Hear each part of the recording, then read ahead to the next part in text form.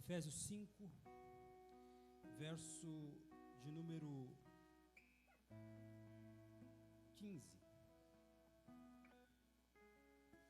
Diz assim a palavra do Senhor: portanto, vede prudentemente como andais, não como nécios, mas como sábios. Vamos repetir juntos?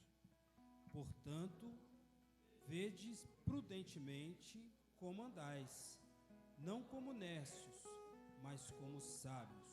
O verso 16: remindo o tempo, porque os dias são maus. Vamos repetir? Remindo o tempo, porque os dias são maus. Até aí, podemos sentar, irmãos.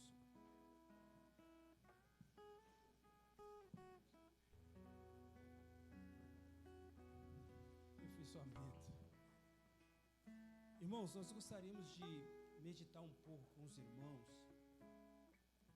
neste texto e extrairmos com os irmãos as preciosidades que nós encontramos em dois versos que nós lemos.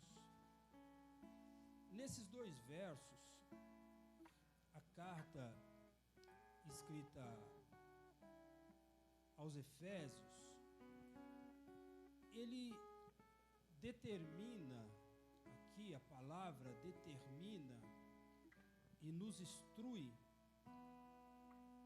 como deve ser o nosso comportamento diante de um chamado tão glorioso como esse. E eu gostaria de, junto com os irmãos, extrair aquilo que nós vamos trabalhar ao longo desta palavra. Então vejam, essa palavra aqui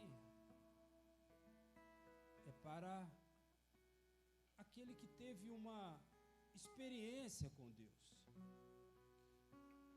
Porque ninguém que não teve uma experiência com Deus, um encontro com Deus, ele vai entender aquilo que a palavra nos determina, aquilo que a mente de Deus determina. Primeira coisa, quando nós temos um encontro com Deus, a Bíblia diz que nós somos batizados com o Espírito Santo. Então nós nascemos de novo.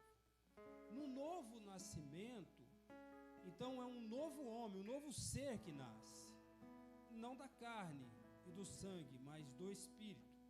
Então é um homem, uma mulher espiritual que nasce. Ele nasceu, então agora existe um manual de instrução para que ele possa desfrutar e viver aquilo que a palavra tem como abundância de vida. Que a vida em Jesus, ela é abundante. Ela não é uma vida, com todo o perdão da palavra, miserável. Não, ela é uma vida abundante. Mas por que muitos não vivem essa vida abundante? Nós vamos entender nesses dois versos que lemos. Então o homem teve um encontro com Deus, foi batizado com o Espírito Santo, nasceu de novo. Então agora ele passa a viver uma nova vida. Uma vida em Cristo Jesus. O texto diz assim: portanto, então essa palavra é para mim, para você, para todos quanto receberam essa bênção de poder ter entregue a vida diante de Deus. Mas e quem não fez isso ainda? Ele pode fazer. A qualquer momento ele pode fazer. Ele pode entregar a sua vida no altar de Deus. Portanto, vede prudentemente como andais, não como nécios, mas como sábios, remindo o tempo, porque os dias são maus. Então vamos extrair as palavras principais do texto. Qual a primeira? Qual a primeira? Vede. Primeiro, vede. Segunda, prudentemente.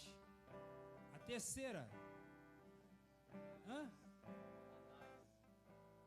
o andar. Como andais? A quarta, nécio. A quinta, sábios. A sexta, o tempo, remindo o tempo. E a última, os dias maus, né? Então a gente já conseguiu fazer uma separação aqui das principais palavras contidas nesses dois versos. Agora vamos meditar em cada uma delas. Vamos lá, primeiro, o olhar. Para você ver, você precisa usar a visão, certo? E aqui, obviamente, nós estamos falando da visão física. Nós estamos falando da visão espiritual, não é? Nós estamos falando da visão espiritual. Mas podemos dizer que nós estamos falando da visão física também? Porque você precisa olhar e perceber, não é isso? Então, a primeira palavra aqui é o seguinte: portanto, vede, você precisa ver. Então, observe que nós, antes de termos esse encontro com Deus, o que nós enxergávamos da eternidade? Nada. Éramos cegos. Mas agora a palavra é o seguinte: é para quem foi curado da cegueira. A palavra agora é para mim e para você que fomos curados. Nós que outrora andávamos em trevas, agora nós andamos na luz. Por quê? Porque agora os nossos olhos veem o plano profético de Deus. Nossos olhos conseguem enxergar a eternidade. Então, vede como, antes disso, né? Uma breve explanação sobre o olhar. É comum a gente pensar que a gente vê com os olhos, né? Mas na verdade os olhos, ele é um veículo. Na verdade nós enxergamos com a mente. É com a mente que nós enxergamos. E vejam só, os olhos, eles capturam. Se você estiver na escuridão, você tem um olho aberto, você está enxergando alguma coisa? Você não enxerga nada, né? Mas quando vem a luz, você enxerga. Então o que aconteceu conosco? O povo que andava em trevas viu uma grande luz. Essa luz é Jesus. Então você viu Jesus. Você conseguiu enxergar Jesus. Você andava em trevas e agora você viu uma grande luz. Então, a mente, ela faz o quê? Ela interpreta tudo aquilo que esse veículo está enxergando. Então, se nós estamos dizendo que é com a mente que você enxerga, como que tem que estar essa mente? Como que tem que estar essa mente?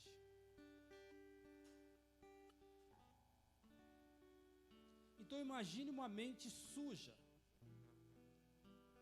uma mente cheia de conteúdos ligados a essa vida. Como que você vai enxergar? Como que você vai alcançar a profundidade daquilo que é o reino eterno se a mente ela está suja? E nós já falamos aqui sobre a mente. Falamos algumas vezes sobre a mente. Então, a mente precisa estar limpa. E a mente limpa, ela vai te dar condições de tomar as decisões que estão dentro do plano de Deus para a sua vida. Mente limpa. Então, quando ele diz assim, portanto, vede, a expectativa é que essa mente esteja limpa para poder enxergar. Porque se ela não estiver limpa, ela não vai conseguir enxergar. Mas se ela estiver limpa, ela consegue enxergar. Quem ao Senhor entrará no santuário? Quem? O de mãos limpas. O que tem a consciência sem ofensa. Paulo diz assim, luto para ter uma consciência sem ofensa, tanto para com os homens quanto para com Deus. Então, irmãos, uma consciência culposa é uma consciência com elementos que vai impedir o crente de enxergar o plano de Deus. E quando você não enxerga alguma coisa, imagine o seguinte, eu vou tentar materializar aqui. Imagine aqui, ó, que tivesse aqui uma barra de ouro à sua disposição para você vir aqui e pegar. Mas você não está enxergando a barra de ouro, mas ela está aqui. Então você vai passar para lá, vai passar para cá, e você não vai se dar conta daquele valor que está ali à sua disposição. Então, quando você não enxerga, você passa. Os valores eternos passam desapercebidos.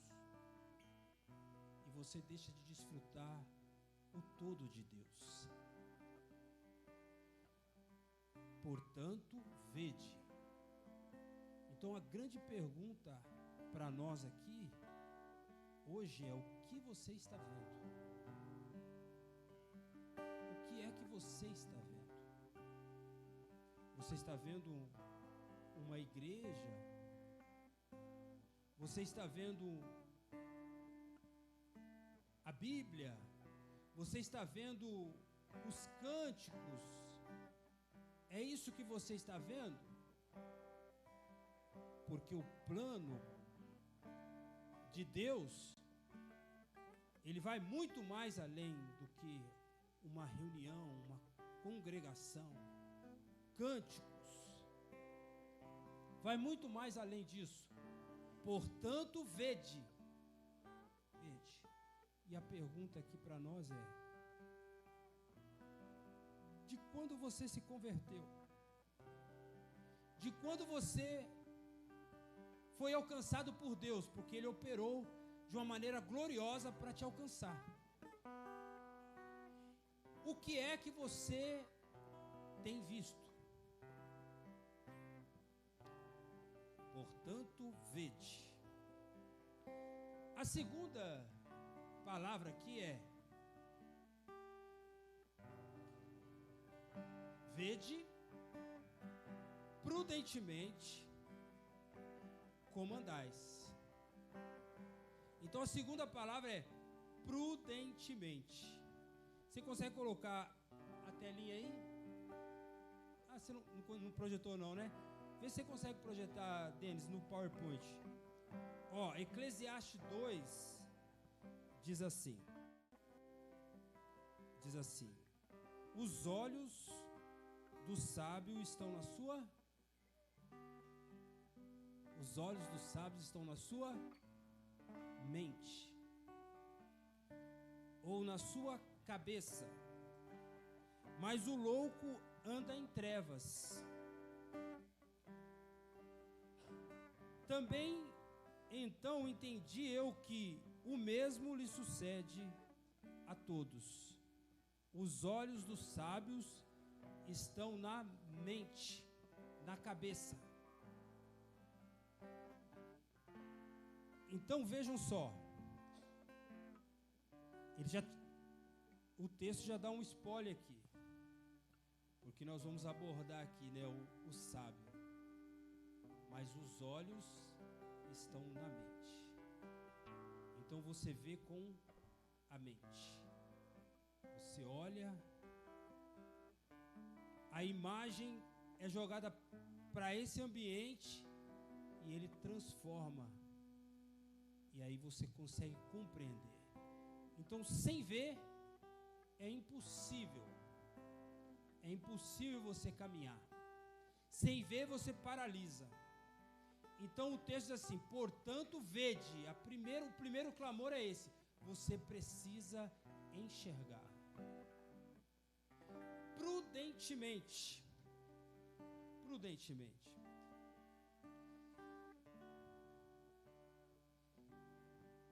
Os irmãos lembram de algum texto na palavra que o Senhor chama a atenção para a prudência?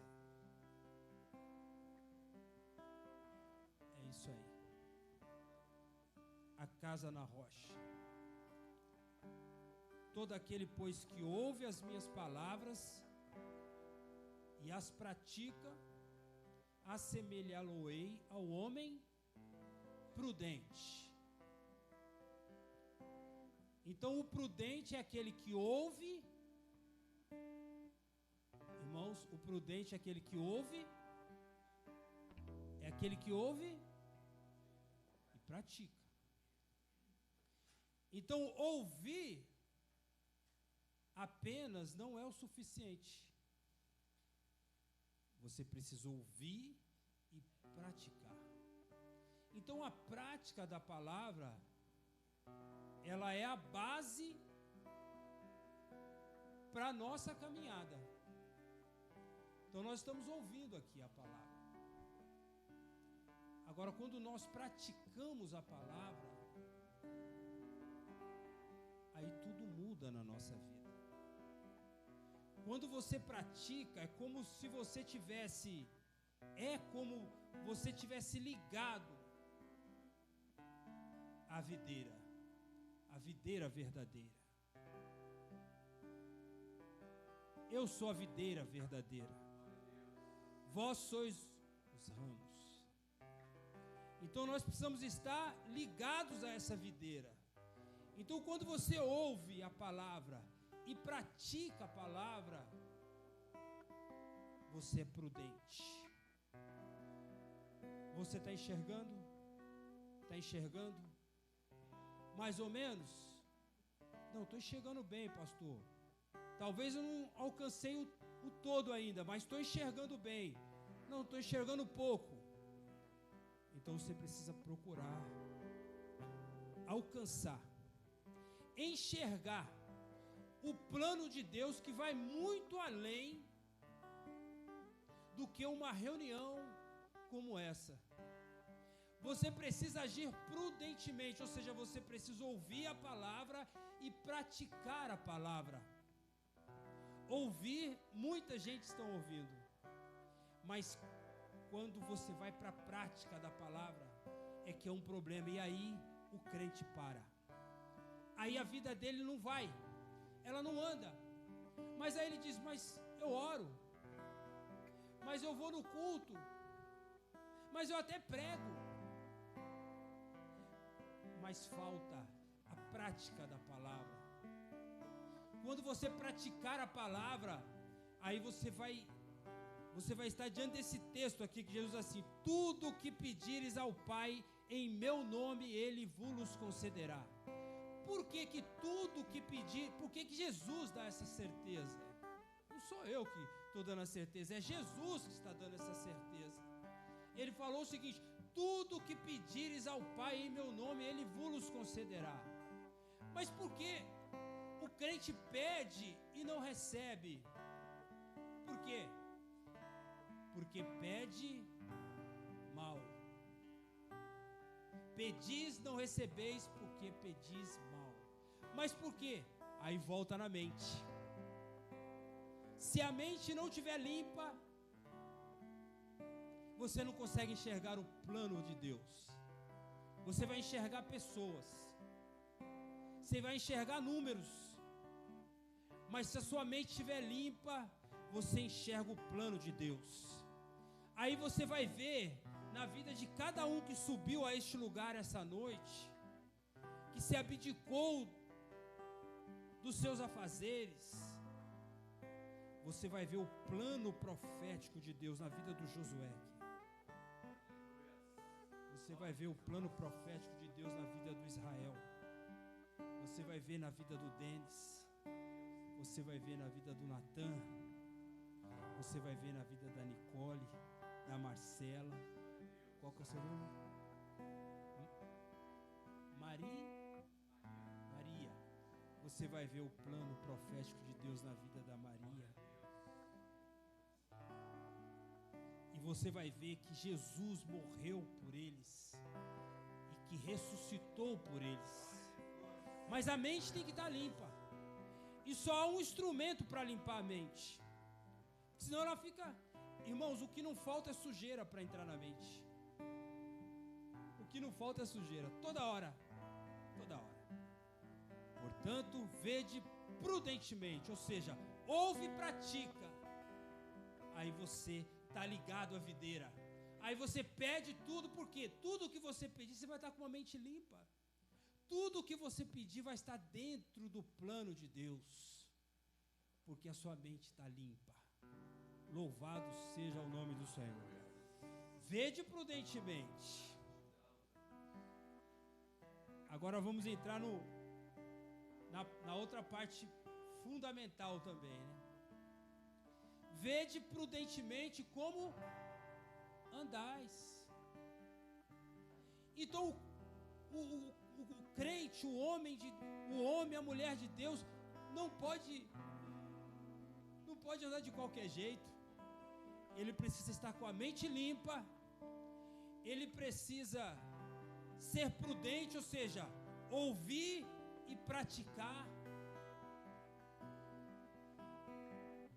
E ele precisa ser dinâmico, ele precisa andar.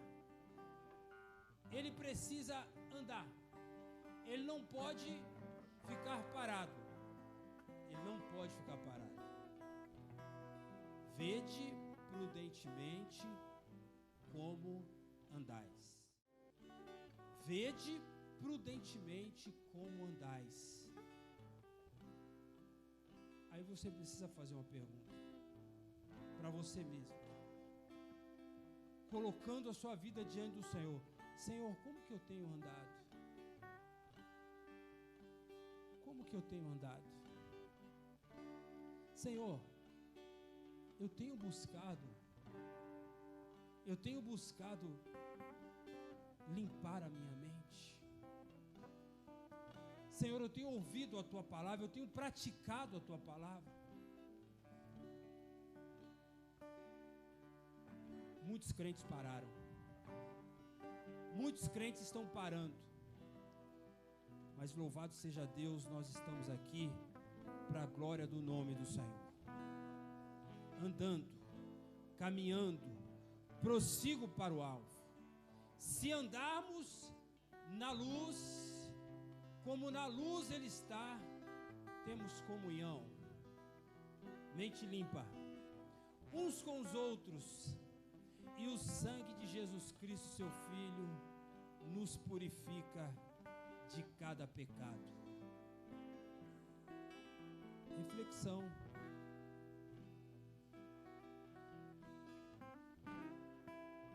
Se alguém quiser vir após mim, como que nós devemos andar? Se alguém quiser vir após mim, negue-se a si mesmo. Portanto, vedes prudentemente como andais. Como que você quer andar? Deixando Jesus para trás? E deixar Jesus para trás é deixar a palavra para trás. E você vai na frente. Mas a palavra diz assim, ó: se alguém quiser vir após mim, não é vir na minha frente. Se alguém quiser vir após mim, ou seja, eu vou na frente, porque eu sou o projeto, eu sou o alfa, Eu sou o princípio, eu sou o fim, eu sou a estrela da manhã, a raiz de Davi, eu sou o cordeiro vivo. Se alguém quiser vir após mim, então para andar, tem que deixar Jesus na frente. E tem muitos crentes que estão deixando Jesus para trás. Ele até começou bem, mas agora Jesus está lá atrás. Mas ele fala que Jesus está na frente da vida dele. Não, mas na prática Jesus está lá atrás. Deixa Jesus ir na frente. Deixa ele na frente da sua vida, que você vai ver que tudo vai mudar. Portanto, vede, tem que enxergar prudentemente, ouvir a palavra e praticar. Como andais? Jesus na frente. Não é você na frente não, é Jesus na frente. Aí sim, Ele na frente, Ele vai te conduzir. Ou seja, Jesus na frente e a palavra na frente. Então a palavra na frente, não como nécios, não como nécios. Lembra alguma coisa, os irmãos? Lembra? Lembra não? Hã? Caminho de Emaús, parábola das 10 virgens. Se a gente pegar o caminho de Emaús, eles estavam indo para onde? E Jesus teve que ir ao encontro deles para dizer assim: honestos e tardos de coração. Então vejam, eles estavam fora do projeto, eles estavam indo no sentido contrário ao projeto. Então, enquanto Jesus estava indo com eles, então vejam, irmãos, o nécio, ele não enxerga, ele não enxerga, ele não enxerga, porque entraram muitos elementos na mente dele, impediu ele de enxergar. O nécio, ele está atrás do movimento, da multidão. Por quê? Porque enquanto tinha a multidão, aqueles homens, eles estavam lá seguindo a Jesus. Mas quando Jesus foi para a cruz para cumprir um projeto, eles viram o seguinte: não, esse aí está derrotado, esse aí é derrotado. Eu achei que ele ia remir Israel, mas eles não entenderam o projeto. O projeto era Jesus ir à cruz, morrer e ressuscitar, porque ele disse isso. Então, ou seja, a falta de vigilância, né? A parábola das 10 virgens, a falta de cuidado. Portanto, vedes, tem que enxergar. Prudentemente, ouvir e praticar a palavra. Como andais? Jesus na frente e você atrás, seguindo a palavra, seguindo Jesus, não como nécios, ou seja, sentido contrário ao projeto, mas do sentido do projeto, era ficar em Jerusalém. Eles estavam se afastando de Jerusalém, era aqueles que estavam presos em multidão. Enquanto tinha multidão, tinha cura, estava tudo certo. Mas saiu a multidão, ficou Jesus na cruz, acabou. Mas o Senhor é aquele que nos traz para nos esclarecer na sua palavra. Como que você tem andado? Como que você tem enxergado o projeto? Para onde você está indo? Você está indo sentido ao projeto? Ou você está indo no sentido contrário? Vede prudentemente, não como nécios, mas como sábio. Salomão tinha um grande desafio: conduzir um povo. Mas ele sabia que com o recurso que ele tinha, ele não ia conseguir conduzir o povo. Ele não ia conseguir. Aí Deus fala com ele o seguinte: pede o que queres, Salomão, e eu te darei. E Salomão, na sua oração, uma oração mais sábia da Bíblia, foi a oração de Salomão: dá-me agora sabedoria. Como sábio. Agora, por quê, irmãos?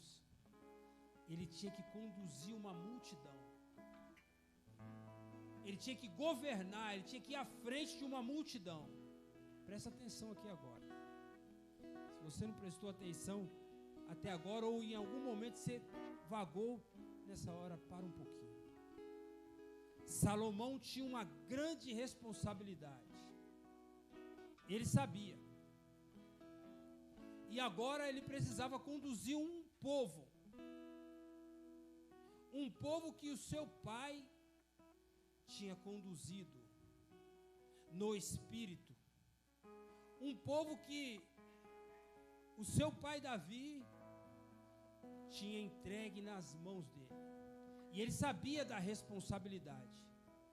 E ele agora, ele diz assim: Senhor, eu preciso de sabedoria. Sabedoria e conhecimento. Irmãos, nós temos um grande desafio. Um grande desafio. E o nosso desafio é governar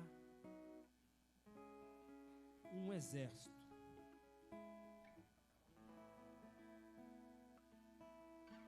Quem é esse exército? O povo, cada um estava numa direção. O povo precisava de alguém para dizer assim: o que eu faço agora, o que eu faço agora, o que eu faço agora. O povo estava dependente. Mas Salomão precisava dar sequência. Assim como Salomão precisava governar, ou seja, era ele na frente, era ele que mandava, era ele que determinava, era ele que dirigia. Não podia ser o povo, porque cada um ia falar uma coisa. Cada um queria de um jeito.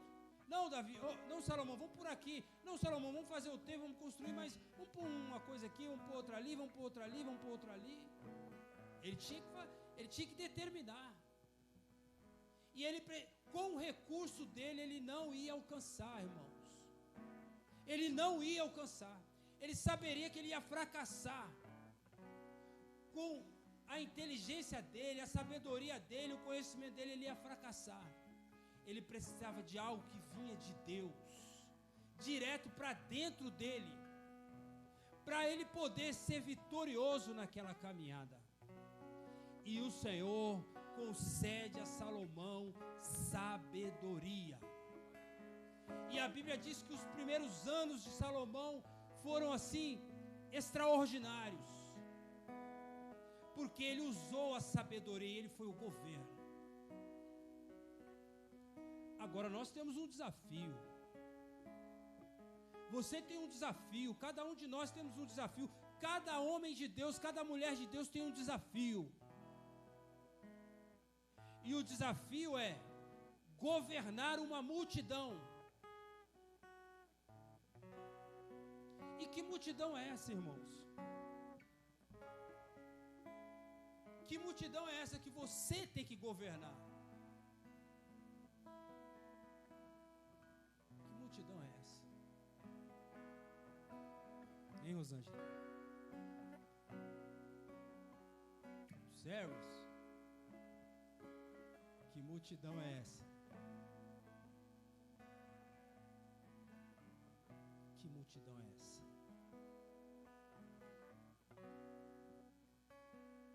Irmãos, nós trazemos ao longo da nossa caminhada, ao longo dos nossos dias, nós já acordamos com uma multidão na nossa mente. são pensamentos, são definições, são pensamentos, são definições que só uma mente limpa, só o prudente que ouve e pratica, só aquele que coloca Jesus na frente, só aquele que permanece, não está preso em multidão, mas ele está focado no projeto, só esse consegue governar. Você acordou hoje e você já foi bombardeado com uma multidão de pensamentos.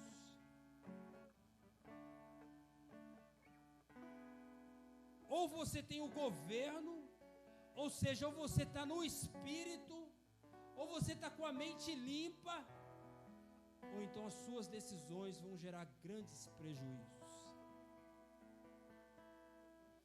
E você tem que governar elas. Porque você tem como controlar os pensamentos? 100% deles? Quem tem aí? Quem já fez isso? E quando está passando por provas, por luta, aí as coisas ficam piores ainda. Passando um momento difícil, aí vem uma multidão. Olha, tá vendo? Você não vai para a igreja? Mas você não entrega dons espirituais? Mas você não prega a palavra? Mas você não canta? Mas você não evangeliza? Mas você não glorifica? Olha aí, olha o que está acontecendo com você. Multidão de pensamentos que bombardeiam a nossa mente todos os dias. E se você não tiver na palavra, porque o pensamento vem e você tem que ter a palavra para combater o pensamento. O pensamento vem e você, espera um pouquinho, calma aí, mas a palavra diz isso daqui. Aí você combate o pensamento que quer te tirar do caminho. Portanto, vede prudentemente como andais, não como nécios, fora do caminho, mas como sábios, aqueles que têm o governo do Espírito, aquele que está cheio do Espírito Santo, diz assim: não, peraí, essa luta aqui não, esse problema aqui não, eu vou me manter firme. Irmãos, tem problema que eles chegam na nossa vida para abalar a nossa fé, mas quando nós estamos firmados na palavra, quando nós estamos firmes no projeto de Deus, aí nós seguimos e repreendemos. Uma voz que vem e diz assim, esse aí caiu. Aí você repreende com a palavra: e vós sereis para mim particular tesouro. Não, peraí, eu caí, mas Deus diz que eu sou tesouro particular. Você repreende a palavra, mas você precisa ter a palavra.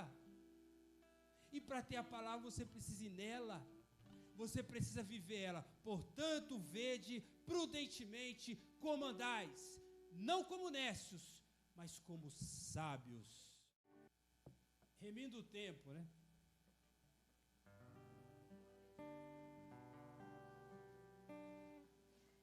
Vou encerrar agora.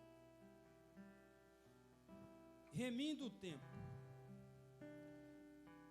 Deus nos deu 24 horas por dia. São 24 horas por dia. No mês, eu até fiz uma conta aqui, não sei se o Denis quer colocar. São 720 horas por dia. E por ano, 8.040 horas. Irmãos, Deus te deu 24 horas por dia. Agora soma, quantos anos você tem? Quantos anos você tem, Reinaldo? 58. Vamos arredondar para 60 para ficar fácil a conta. Multiplica aí, ó. 8.640 horas por ano. Veja, 58 anos. 58? Eu tenho 56, estou ali do seu lado. Irmãos, Deus nos deu essas horas. Ele nos deu essas horas. E remir o tempo quer dizer o seguinte: buscar de volta, resgatar. O que acontecia nos tempos em que o escravo estava lá, preso dentro de um ambiente, alguém queria resgatar ele ia remir. O Senhor remiu, Ele nos remiu, Ele comprou, Ele trouxe de volta. Você, eu, nós estamos perdidos, mas Ele nos remiu. Então remir é pegar de volta. Vou pegar de volta o Israel. Vou pegar de volta o Blenner. Vou pegar de volta o Denilson. Vou pegar de volta.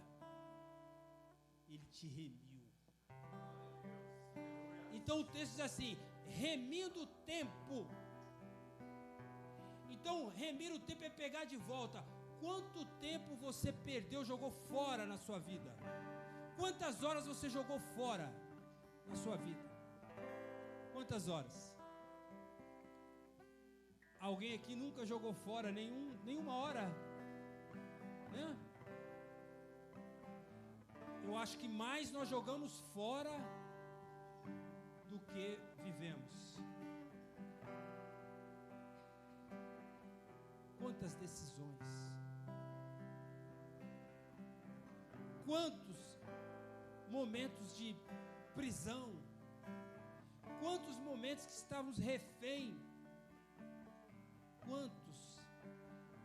Quantos momentos que nós poderíamos ter aproveitado aquela hora que Deus nos deu para produzir, para gerar fruto? Eu vos chamei para que vades e deis fruto. Mas nós pegamos aquele tempo e jogamos no lixo. Jogamos literalmente no lixo. E aí nós queremos resultado. Nós queremos ver resultado na nossa vida. Mas eu estou indo para a igreja. Mas eu já aceitei Jesus. Mas eu glorifico, mas eu prego, mas eu canto, mas eu entrego dons espirituais. Irmãos, remindo o tempo. Hoje você pode fazer um propósito com Deus. Senhor, eu quero buscar de volta o tempo perdido,